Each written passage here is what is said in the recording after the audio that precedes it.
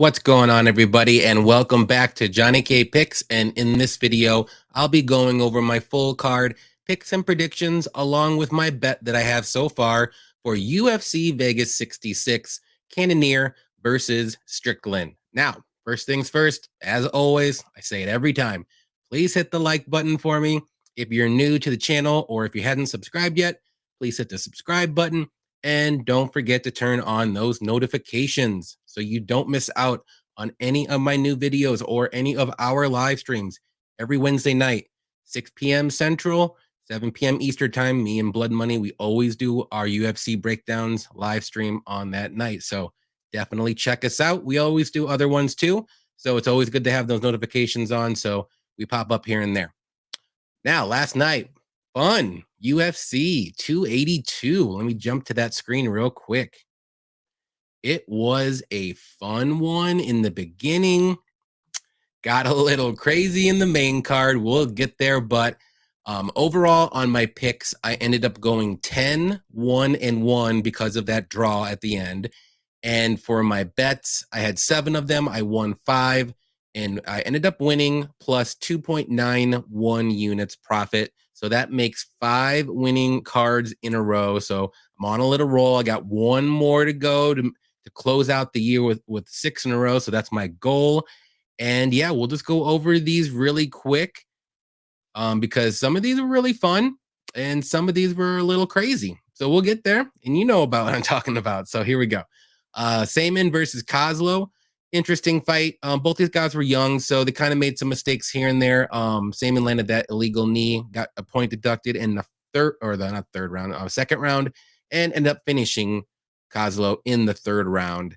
I had the under 2.5 in a bet for this fight, and I was kind of mad when that illegal knee happened because I knew Kozlo was going to use at least most of that time, and he did. He got a little breather there before the end of the round. And I think that ruined my under there, but that's okay. It happens. So good win for Cameron. He's still young. He'll get there eventually. TJ Brown versus Silva. My worst bet of the night. Silva looked like crap, and TJ Brown looked okay, better than Silva. I will say that. I'm still not a TJ Brown fan. I still think he makes lots of mistakes, but you know what? He looked good that fight. I will give him credit, but we'll see what happens and see who he fights next and see if we can take an opportunity there. Billy Q versus Hernandez. Great win for Billy Q. He looked like he may get finished in the first round, but we all knew that. We all knew Hernandez is always good in the first round. He's always strong, powerful, explosive. And once that second round hits, gas tank just fades, and Billy Q's does not. It gets stronger. And he ended up finishing him in the second round by knockout. He put a beating on him, and Hernandez just didn't have any gas going down to 145 for the first time. It's what we kind of figured. And yep, Billy Q, great win. I did a live bet on Billy Q after the first round. I got him at plus 215, I believe. So I got a little extra money there, play money, and very good win for Billy Q. Curtis versus Buckley, good win from Curtis. It was just a kind of what I thought how the fight was going to go. Curtis was just going to stay in the middle and pick his spots and try to get those counters. He didn't really work the body as much as I thought he would, but he didn't have to because Buckley was leaving himself open. Buckley was throwing a lot of volume like we thought. Curtis was blocking a lot of them, and eventually Curtis cracked him a few times and got that knockout in the second round. So I know a lot of people had the over in this and they were sweating it a little bit. I didn't think I thought this fight was going to go to decision, but very good win from Curtis. And we'll see what happens next with both these guys. Edmund versus Dalcha, pretty okay fight. It went the way we all thought. We knew Dalcha was going to gas out a bit after the first and Edmund would take over and get the knockout. I don't think anybody thought it was going to go to decision that I saw. And Edmund just won. I mean, he looked okay. Nothing. I mean, he didn't wow me, but he got the win, and that's all that matters. So we'll see what happens with him. Jairzinho versus Dawkins. We all knew this one too. I just didn't think it was gonna get a knockout in 23 seconds. But Dawkins, just the Dawkins chin, it's not there anymore. So it's unfortunate, but a good win from Jairzinho. He didn't go in there waiting and plotting and not doing anything. He went straight for him. Got the knockout early with a pretty much a jab, and Dawkins was just done. You knew it right away, and then it was just easy money from there.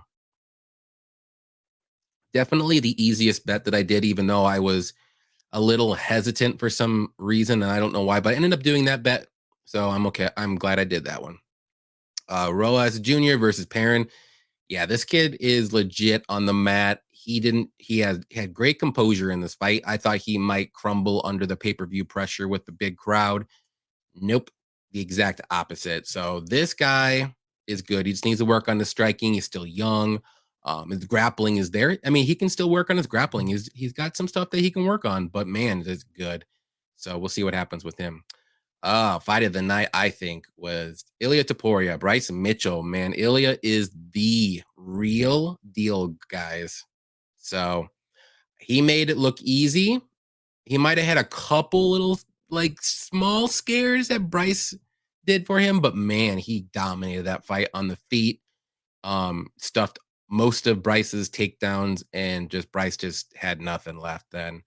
I mean, I thought it was going to be a little bit closer, I'll admit it, but I was a little scared with my Topuria pick.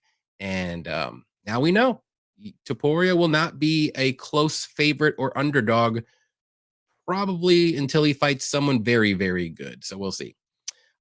Duplessis versus Darren Till. I know a lot of people were on Till, but man, I was on DDP all day. DDP, I thought probably would have got a 10-8 first round. I don't think that happened on the scorecards. I didn't look at him though, but he was just dominating that whole first round, and I was scared that he gassed himself out doing it. But Darren Till came back in the second. I thought Darren Till probably won the second round, and DDP just pretty much outworked him. I don't know if Darren Till got hurt, his knee or something like that, but the takedowns were there and they were easy. So that was the way DDP was going to win all along, and good win from him. Ponzi versus Morono actually was a very good fight, even though I know the crowd was booing, but I thought it was a good fight. And Morono did good on 4 or 5 days short notice. I just think as I said in my predictions, I just think he just didn't have the gas. If he had a full camp, this would have been a very close fight, and maybe he would have survived that third round and wanted an easy decision, because I'm pretty sure he won those first two rounds. So good win from Ponzi coming back and getting that knockout. And he wants to fight soon, I heard in the press conference. So he wants to fight. He doesn't want to wait around too much. So we'll see who he gets next. And the two controversial fights of the night, Paddy versus Gordon. Okay, so I'm on everyone's bandwagon. I'll say it first. I did not think Paddy won. I had a bet on Paddy as well.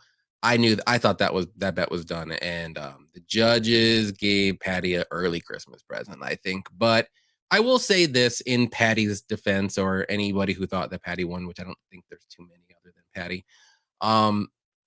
I thought Paddy won the second round, even though it was very close. I would have gave Paddy the second round. Gordon won the first round at hands down, like no doubt. But the third round, like nothing happened. And I know Gordon kept him up against the cage, but we've seen this from time and time again. The fighter that holds the other person up against the cage in the third round, even if they're winning or if it's a close fight, they usually don't get those decision calls at the end. And I think this is another example. The one fight that I can remember this happening in was the Menafield-William Knight fight. And Menafield, I thought, was winning that fight, and he did the same thing that Gordon did in the third round. And William Knight, in the last 30 seconds of the third round, landed like 2 shots and ended up winning him that round, when Menafield held him up against the cage for like 4 minutes and 30 seconds. So again, I'm not saying it was right call. I still would have gave I still would have gave Gordon the win, but I'm just playing a little devil's advocate here. He made it closer than it should have been, because Gordon should have done a little bit more in the third round, because he was doing really good on the feet. I don't know why, unless he just didn't have any gas. He was piecing up Paddy. So like I said, Paddy, I thought lost. Gordon should have won. But we now know, and I said this in my videos and live streams, there's a time to fade Paddy, and it's going to be next fight, whoever he fights, because this is where Paddy's level is, Jared Gordon. So if he fights anybody on that level of Jared Gordon or better, he's going to lose, unless he made some remarkable improvements in training camp between the fights. So I think the next fight's the fight to fade Patty. So everyone get ready. We'll see who he's fighting, and then we'll see if we'll fade him. That's what we got to do. And the main event, Blachowicz versus Ankalaev. So Jan looked good early. Great leg kicks, compromised Magomed early. And Magomed had to switch up gears, switch up legs, if you want to say, and use his wrestling. And I thought Magomed won rounds 1, 4, and 5. I know round 1 was close, but I would have gave that to Magomed. Jan won rounds 2 and 3. Definitely didn't win anything in 4 and 5. And this went to split. So am I mad about the split? As a fan, yes, because I thought Magomed won, but it wasn't, I don't want to say it was a robbery, but I get it. But I still think Ankalaev won. Now as a better, I thought Ankalaev won as well.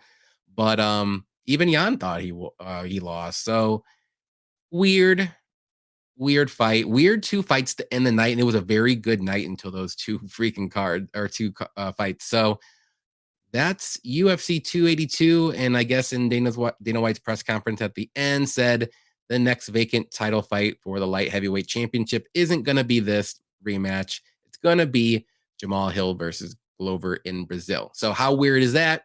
The night just kept getting weirder and weirder and weirder. So that was 282. And I'll just go over my bets right here. So I want to point out here that it does say 3.44. The reason why is because this bet right here, I cashed this out and I already put this in Bet MMA Tips, but they don't let you delete or edit anything. And I tried to have them delete this. They said that they won't delete cashed out bets. So that's why it's still there. Even though it says it's a win, I minused it off. That's why I said I won 2.91 units, not 3.44. So I want to let everybody know I'm not cheating. I tried to get them to delete this, but they just did not want to for whatever reason. I get it. Maybe because people cheat. I get it. So, all right, that's enough talking about this stuff.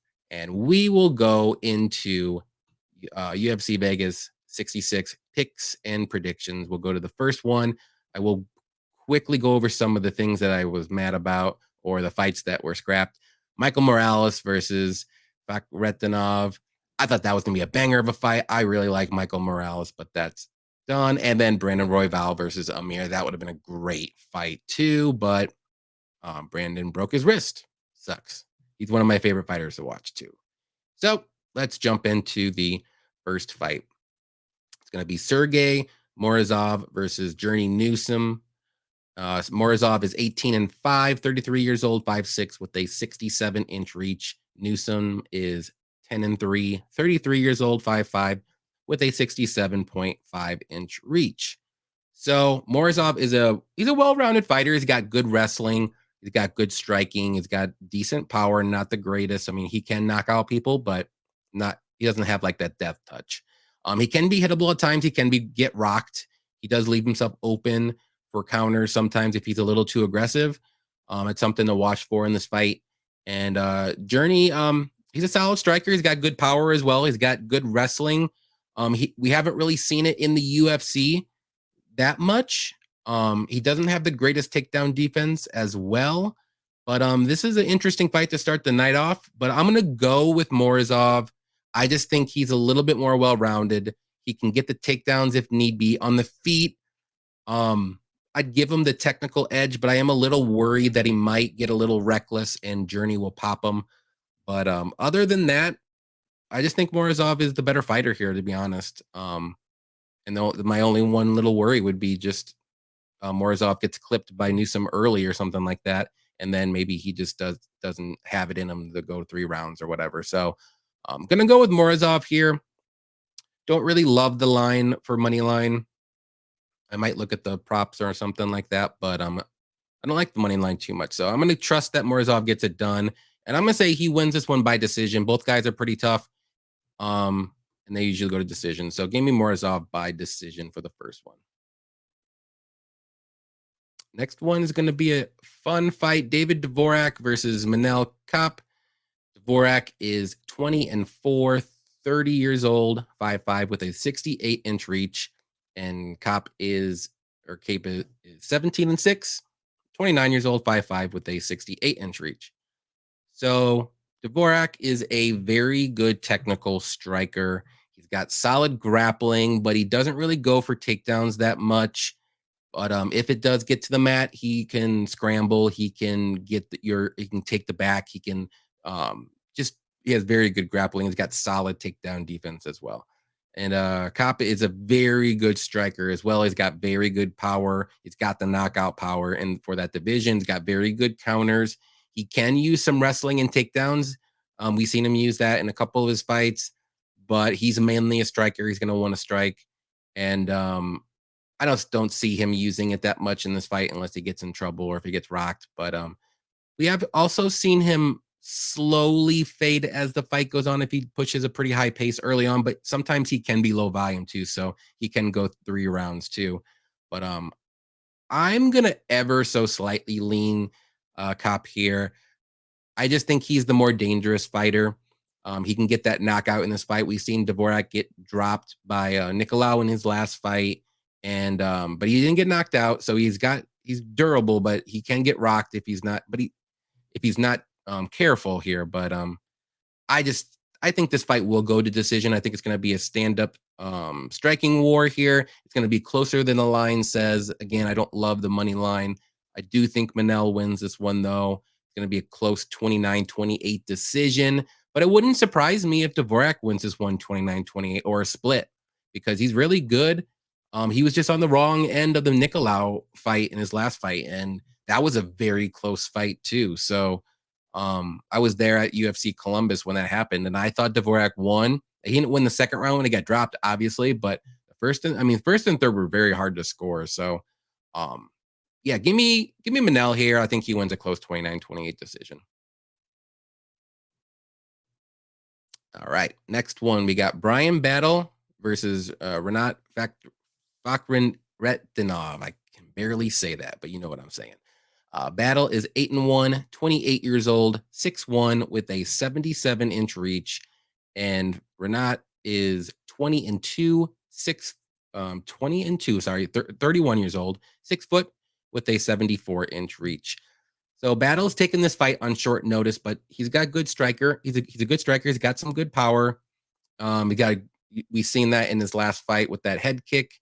He's got some sneaky kicks. He's got good grappling and submissions, but he doesn't have the greatest takedown ability and wrestling. He's got good cardio, good durability. We've seen him get rocked a few times in the Gore fight when he fought, and he's been improving in each and every one of his fights, so that's always good. But this is a short notice fight, and it always worries me.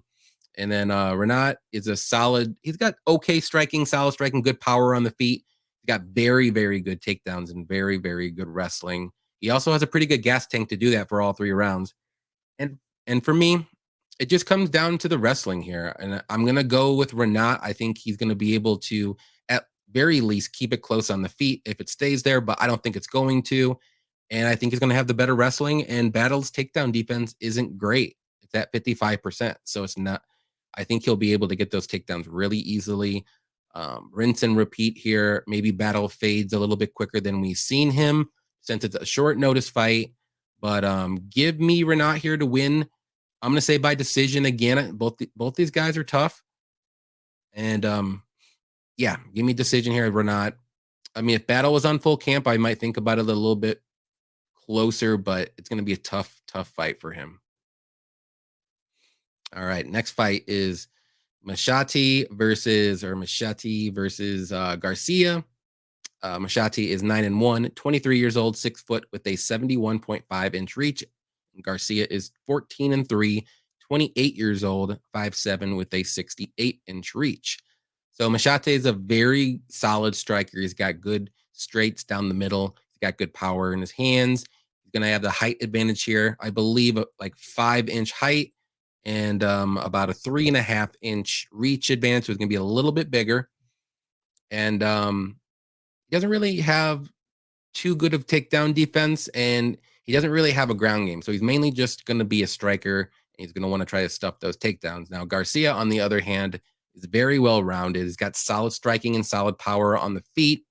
He's got good pressure. He's got decent cardio early, and he still pushes forward, even though he looks gassed in later rounds. He's got good grappling and wrestling. Takedowns aren't the greatest, but he still works for them until he gets them. He doesn't just quit, and he's very durable. And I know Maheshate looked really good in his last fight against Steve Garcia. I think he won like under 30 seconds or a minute, but we know Garcia's chin is not all that great. So I don't want to give him the greatest say like he's a world beater because Garcia's chin's not there. And then the person that he beat, which I think Maheshate was a very big underdog in the Dana White Contender Series, and he won. He didn't look that great in that fight either, but he won. But he was such a big underdog. I think Dana White was like, "Hey, let's get this guy a chance here." Um, I'm gonna go with Garcia. I like Garcia as a fighter. I think he's very solid. I think he'll be able to use his wrestling here a lot. He's going to be the shorter fighter, which always helps the wrestler. And I think he'll be able to get those takedowns because, again, Machate's takedown defense isn't that great. And we've seen Garcia have some good grappling, especially if he can take the back. He can get the rear naked choke. He can get a sub. And I think he can land some pretty decent shots on the feet. He's got a very good chin on him. So I'm not worried about him getting knocked out. So give me Garcia here. I'm going to say he ends up getting the submission. I think he's going to work the wrestling early, maybe gas out Maheshate just a little bit in the later rounds, and then he'll take the back maybe in the second or third round, and then he'll get the submission win. So give me Garcia by submission. If not, I can see a decision win. I like Garcia a lot here, though. Probably not a knockout, but one of the other ways, submission or decision. And here is a very tough fight to predict, but gonna be fun to watch. Said Nurmagomedov versus Sayokub Kakhramonov. Man, all these names are great. I love them. Nurmagomedov is 16-2, 30 years old, 5'8", with a 70-inch reach, and Kakhramonov is 10-2, 27 years old, 5'8", with a 69-inch reach. So Nurmagomedov is a very good striker. He's got very good spinning kicks, spinning elbows. He's a little flashy striker, if you want to say, but he's mainly a striker only. Don't let. He does have okay grappling and wrestling. We've seen at times he got some sneaky submissions as well, but he wants to keep this fight on the feet, and he doesn't have the greatest takedown defense. So he has to stuff a lot of takedowns. And I know a lot of people try to take him down because he's really good on the feet. So that's the way to get to him. And Kakhramonov is very well rounded. He showed some really good striking in the early UFC fights that he did. And then lately against Ronnie Lawrence, he showed really good wrestling and takedowns and control time on top. So this is tricky for me, but I will say that Nurmagomedov is going to have the better striking, but it's close. But the wrestling and grappling advantage, I think, is going to go towards the Kakhramonov side. And I think he's going to be able to get those takedowns and pretty much do like the same game plan against Ronnie Lawrence. That's the way to win this fight. You're not going to be able to stand with Nurmagomedov for 3 rounds and win. I mean, he can hold his own. Kakhramonov can, but I just think he has more options to win this fight. And that's how I see it. And I think Kakhramonov should win this fight if he uses his wrestling and takedowns and control him. And, I'm going to say by decision. I don't think there's going to be a knockout or a submission in this fight unless Kakhramonov puts himself in a bad spot and maybe Nurmagomedov gets him in a guillotine or something like that. But give me Kakhramonov here by decision. It's going to be a very good fight. If it's on the feet, though, it's going to be a very close fight, and maybe Nurmagomedov squeaks that one out if that happens. But if it goes to the ground, it should be Kakhramonov all day. Next one is going to be Julian Marquez versus Darren Winn. Marquez is 9-3, 32 years old, 6'2", with a 72-inch reach. And Winn is 7-3, 33 years old, 5'6", with a 70-inch reach. So Marquez is a power striker. He's not the most technical on the feet, but he's got the power to do it. And I know he got KO'd in his last fight against RoboCop, but man, RoboCop is legit, has legit power. But Marquez normally has a very good chin. He's very durable. The gas tank can slow down as the fight goes on. He's got very good submissions as well, but he doesn't shoot for takedowns. He just gets those submission submissions. If he gets taken down or something like that, he'll get like a guillotine or a rear naked choke or something like that. That's how he gets his submissions. And with Winn, he's a very good wrestler. He's got very good takedowns. He's always the shorter and smaller fighter, if you want to say. And that's why he gets beat up on the feet. He's very hittable. He's very undersized for this middleweight division. And it's so hard to back him in any of his fights. So I got to go with Marquez here. There is a path to victory for Winn to win, but he's going to have to wrestle for 3 rounds, and I don't know if he's going to be able to. Marquez doesn't have the greatest takedown defense, so it's a possibility. But I think Marquez is going to get that knockout on the feet or maybe a club and sub, just because Winn is just so small. Like he can get a guillotine real easy if he goes for a takedown. He can get a rear naked choke, just take his back really quickly, or just knock him out on the feet. We've seen Winn go to war against Phil Hawes in his last fight, and Phil Hawes was just piecing them up and eventually got that late stoppage. But give me Marquez here. I'm going to say he does get the knockout, and I'm going to say it's going to be like late 2nd round or early 3rd round, because Winn is tough. Like he's not going to just go down with one shot, but Marquez does have the power to do that. So give me Marquez by knockout later in the fight. Next one is going to be a fun one. Jake Matthews versus Matt Semelsberger. Jake Matthews is 18-5, 28 years old, 5'11", 72-inch reach. And Semelsberger is 10-4, 30 years old, 6'1", 75-inch reach. So Matthews is very well-rounded. He's got very good wrestling, good takedowns, very strong, showed amazing striking in his last fight against Fialho. Like I was blown away how good his striking was. He had very good combos to the body. He's got very good power in his hands as well. Good counters, and he's got a chin on him too, so he's durable. He can be. Semelsberger is more so a striker. He does have good power. He can use some wrestling too. He does fade as the fight goes on. He's always going to be dangerous early. He's going to have a little bit of reach advantage. He does have a good right hand right down the middle, which that says power shot. But I'm going to go with Matthews. I'm very confident that Matthews wins this one. I just think he's the better fighter, better overall guy. I think he has the better wrestling, and I do think he has the more technical striking and boxing. But Semelsberger is live for a KO. He's always going to be. But I think Matthews, he's got very good counters, like I said earlier, and Semelsberger likes to be a little too aggressive sometimes, and I think he can get caught. But give me Matthews here. I wanted to say knockout. I was thinking about that. I wanted to say knockout, but I think he's going to win by decision.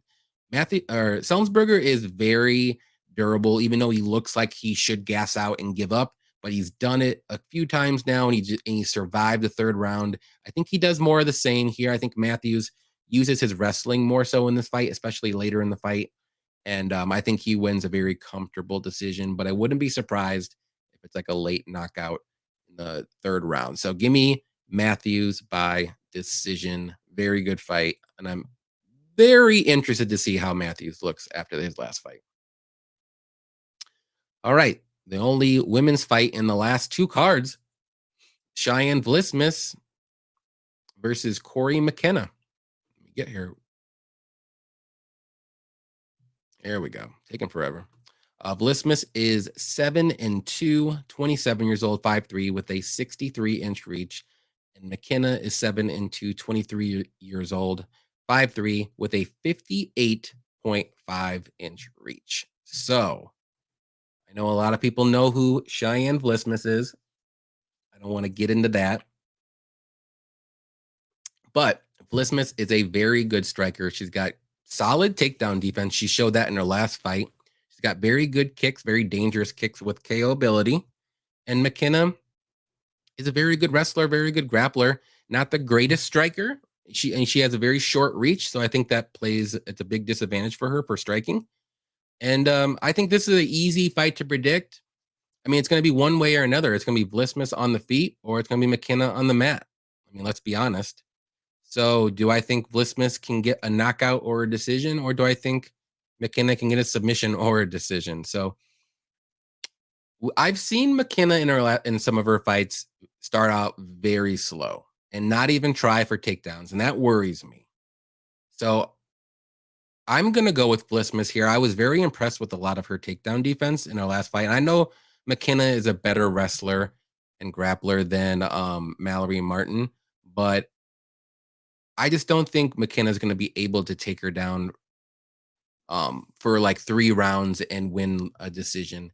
I mean, Vlismas might get taken down once, but I mean, is McKenna going to start doing the takedowns in the second round or third round? I don't know. But I know Vlismas is going to come out there. He's going to want to strike. He's got good range. She circles the cage very well. She's got power. But give me Vlismas here. I think she looked really good in stuffing those takedowns in her last fight. And I think she's going to win the striking exchanges pretty easily. And as long as she's not super aggressive, I think she'll be able to win this one fairly easily, 29-28 decision. Maybe she gets taken down 1 round and loses that round, but I think she'll end up winning 2. She'll land the harder shots. And yeah, give me Vlismas by decision. Wouldn't be too shocked if McKenna wins, but I'm going to go with the striker who's the better striker with the more power. So give me Vlismas. Next fight, Corey Brundage versus Mikhail Oleksiekczuk. Come on. One of these days. Okay, there we go. Brundage is 8-2, 28 years old, 6 foot with a 72-inch reach. And Mikhail is 17-5, 27 years old, 6 foot with a 74-inch reach. So Brundage is also taking this fight on short notice, but he's a good wrestler with good takedowns. He's got good cardio. He's more of a grinder kind of fighter. He wants to grind out his opponent and, you know, basically just do that. Try to go for takedowns and out cardio his opponent, if you want to say. His striking is okay. He does have good power. He showed in the Gore fight, but man, that shot was weird. And I don't know how Gore just dropped like that, but it is what it is. That's all I'll say about that.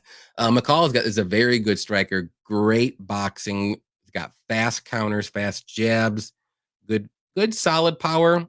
He doesn't have the greatest ground game. He's more of like a striker, and his takedown defense is dicey at best, if you want to say. But man, I gotta go with Oleksiekczuk here. Short notice fight for Brundage.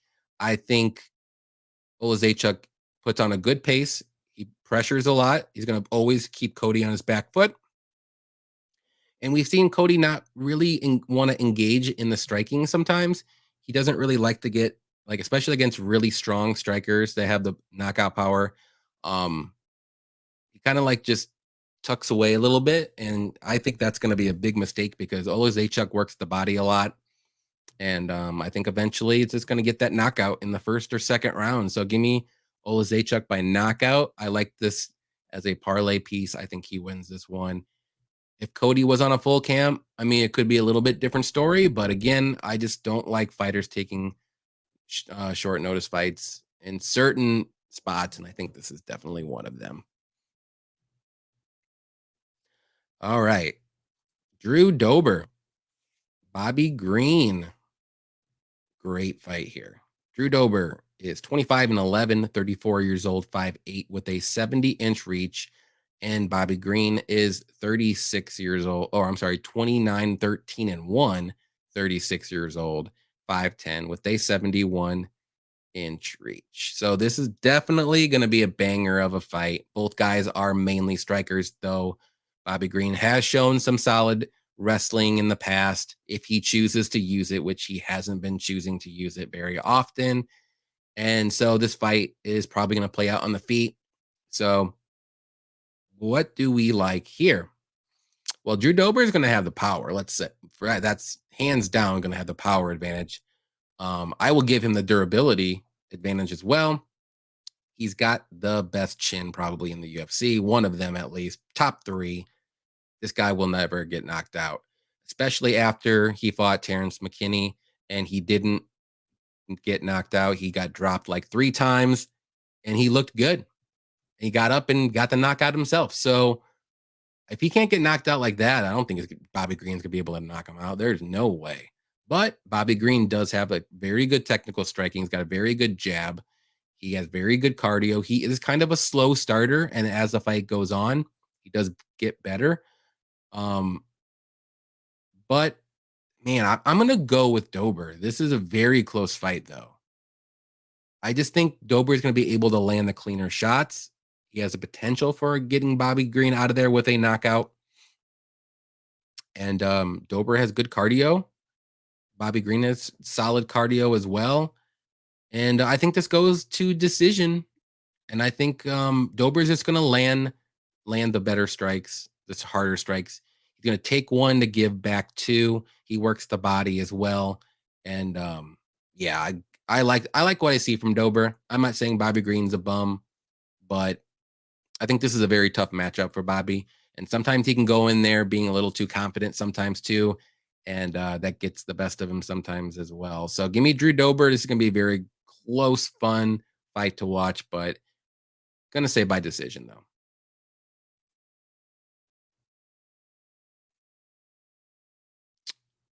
All right, Alex Caceres versus Julian Erosa. Caceres is 19 and 13, 34 years old, 5'10 with a 73.5-inch reach. And Erosa is 28 and 9, 33 years old, 6'1 with a 74.5-inch reach. So this is an interesting fight. Both guys are a little tricky. They're both unorthodox a little bit with their striking. They both got solid grappling. I might give Caceres the slight grappling edge, but I'm going to give Erosa the slight striking and power edge on the feet. And Erosa does like to make fights more of a brawl. He likes to go in there and trade blow for blow. And sometimes he's on the wrong end of those sometimes, and he gets rocked and gets dropped, but he comes back up. And I just don't think Caceres is that kind of fighter, though. He's more of a stay at range, karate based guy who wants to use some kicks and jabs and stuff. He doesn't really he's not known for the greatest power either, but um, I like Erosa here, though. I think he's going to throw more volume. I think he's going to land the cleaner shots, the more damaging, if you want to say, as well. And if this fight does go to the mat, I mean, Erosa will be able to hold his own. It's not like he will get submitted right away or something like that. But I would just give Caceres a little bit slicker transitions on the mat. But I think this fight will mainly play out on the feet. And if that's the case, give me Erosa. I'm gonna say again by decision. Both guys are pretty tough. Um, they don't really get knocked out too much. I mean, Rosa's been knocked out, I think, 3 or 4 times in his career, but it hasn't been as of late. And then Caceres is not a knockout threat. So give me a Rosa by decision. Yeah, let's just say decision. All right, next fight here, we're going to do Amir Albazi versus Alessandro Costa. Pull this up. Man, my computer is slow. It does not want to do it. There we go. Albazi is 15 and 1, 29 years old, 5'5 with a 68-inch reach. And Costa is 12 and 2, 26 years old, 5'4 with a 67-inch reach. So Albazi was supposed to fight Brandon Royval, like I said earlier, which was going to be an awesome fight, but now Costa's filling in short notice a little bit. Albazi's very well rounded. He's got good striking. I think he has a better ground game than a striking game, but his ground game grappling has got very good submissions as well. And Costa is a pretty good striker. He's got some power in his hands, but that's really about it. He doesn't really have a ground game or anything. And I wouldn't say he's the best striker either. He's just solid. And I'm gonna make this one quick. I think Albazi wins this one pretty much all day. I think he's better everywhere. I think he's better on the feet. I think he's gonna be way better on the mat. And if he gets those takedowns, which he potentially can, I think he'll get that submission. So give me Albazi here by submission. I think it's gonna be in the second or third round. Maybe not. If he gets it in the first, I mean, that's cool on his part, but I think it's gonna be second round. I think he'll go at least one round. And this is a very tough fight for Costa making his UFC debut, but you got to get in the UFC somehow. And sometimes you're going to have to take some very hard, short notice fights. And this is definitely going to be one of them for him. So give me Albazi by submission. Co-main event's going to be a banger of a fight. It is going to be Armin Tsarukyan versus Damir Ismagulov. Tsarukyan is 18-3, 26 years old, 5'7", with a 72.5-inch reach. And Damir is 24-1, 31 years old, 5'10", 74-inch reach. So this is definitely a very good fight. This could be a main event. And Tsarukyan is super well-rounded. He's got good striking, good wrestling, good grappling, good cardio, good takedowns, good scramble abilities when he's on the mat if he gets taken down. And man, his last fight against Gamrot, I thought he won that fight, but it is what it is. The judging has been crazy this year. But Damir, he's very solid fighter. He's got very good technical striking, very solid takedown defense. He does have some wrestling, but he doesn't have the greatest takedown ability. He's more so a striker with some wrestling in his back pocket if need be. But this is such a tough fight. And I do think Damir is very good. He's a very he's like a dark horse in the lightweight division. Not a lot of people they forget about this guy, but the lightweight division is so stacked. But I got to go with Armin here. I wish the line was a little bit closer because I do think the line should be. But I'm going to go Armin. I just think he has more ways to win this fight. He can get this if he gets this fight to the mat. I think he'll definitely be night and day. On the feet, it'll be close. I think Armin should use his wrestling here. Try to go for some takedowns, at least mix in some. And this is only going to be a 3-round fight. It's not going to be a 5-round fight. So definitely Armin has the cardio for that. And Damir, we've seen him slow down a little bit in the 3rd round. So give me Armin here. I hope he uses his wrestling. If he doesn't, it's going to be super close. And I don't blame anybody for wanting to bet Damir here as a dog because this will be a close fight. But I'm going to say that Armin wins at like 29-28 decision. I don't think anyone's knocking out anybody or submitting. So very good fight. Can't wait for it. And the main event is going to be Jared Cannonier versus Sean Strickland. Cannonier is 15-6, 38 years old, 5'11", with a 77.5-inch reach. And Strickland is 25-4, 31 years old, 6'1", 76-inch reach. So out of all of the fights, all of them, this is the toughest one for me. I can see both these guys winning. They both have their clear path to victory. But Cannonier is is good striker. He's got very good power, very good leg kicks. He's very durable. He does slow down as the fight goes on, and this is a 5-round fight. So I put that into my calculations in my brain, so I know that. And Strickland is a crazy man. let's get that right out there. He's very funny. He's got good technical boxing. He's got good striking defense, except in his last fight he got rocked. But Pereira is probably one of, if not the best striker in the UFC with power. He's kind of unorthodox a bit with his striking, how he does push forward, and he does have some wrestling, but he just doesn't use it either. So I don't know if he'll use it in this fight. He did say that he should use it. He should have used it in his last fight against Pereira. So maybe he's going to want to prove a point here and maybe at least show a couple takedowns. But like I said, this is so tough for me. I'm still kind of debating about it because the way I see it is this. I'm going to talk it out with you guys. Cannonier is going to be dangerous early. Sean Strickland just got brutally knocked out. And I believe that was how long ago? 4 months ago, okay, against Pereira. Cannonier is really strong. I don't know if it's as strong, but man, he's strong. And he can do the same thing, I believe. But Strickland normally has good striking defense. He never really gets hit that hard, except that one time against Pereira. But Pereira was so much bigger than Cannonier and so much bigger than Strickland too. So you gotta look at it that way too. But Cannonier is always going to be live for a KO here. He's always durable.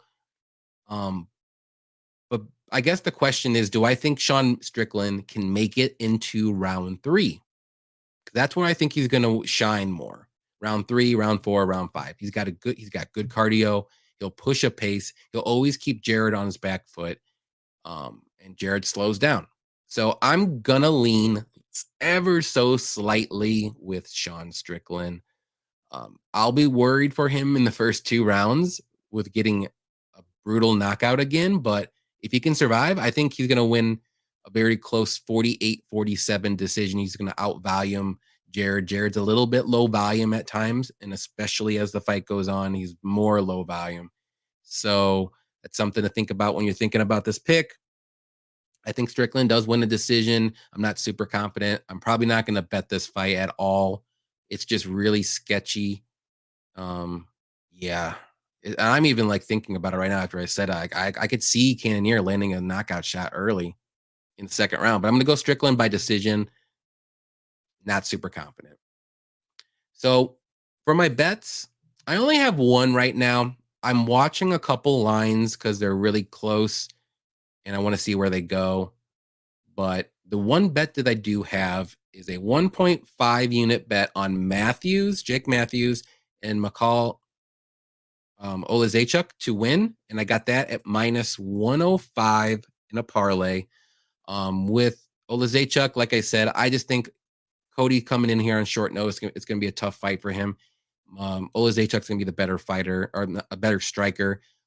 All he has to do is just stuff the takedowns early and then just do what he normally does, push a pace on him, get him up against the cage, which Cody has done before.